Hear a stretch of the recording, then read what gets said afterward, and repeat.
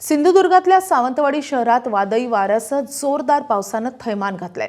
काल रात्री 12च्या सुमारास विजांच्या गडगडाटासह वाऱ्यांमुळे झाडं पडण्यासह पत्र्याची शेड उडून गेल्याचे प्रकार समोर आलेत। या वाऱ्यात मोती तलाव, राजवाडा, शिव उद्यान परिसरातील झाडं पडण्यासह रामेश्वर प्लाझा येथील पत्र्याचं छतच उडून गेलंय। एसपी कॉलेजच्या परिसरात हे छत उडून पडलंय। सुदैवानं यात कोणीही जखमी झालं नाही। वाऱ्याचा वेग एवढा प्रचंड होता की 3 मजली इमारत ओलांडून काही पत्रे थेट कॉलेजच्या मागच्या बाजूला जाऊन पडले। रात्रीच्या वेळी ही घटना घडल्या असल्यामुळे कुठलीही इजा झाली नसून मोठा अनर्थ टळलेला आहे।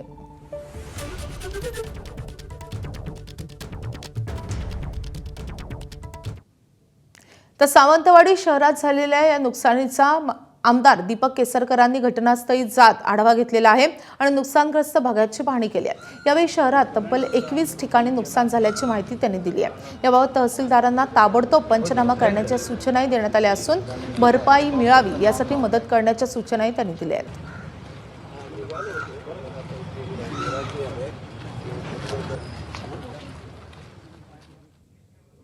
तिकडे सोलापूर जिल्ह्याच्या करमाळा तालुक्यालाही वादळी वाऱ्यासह अवकाळी पावसानं झोडपलाय। वादळी वाऱ्यानं केळीची बाग भुईसपाट झाली आहे। केळीची बाग आडवी झाल्यानं शेतकरी अशोक गाडे या शेतकऱ्याचं सुमारे 25 ते 30 लाख रुपयांचं नुकसान झालंय आणि त्यामुळे तत्काळ शासनाकडून वादळी वाऱ्यानं भुईसपाट झालेल्या केळी बागांचे पंचनामे करून मदत देण्याची मागणी करण्यात येते आहे।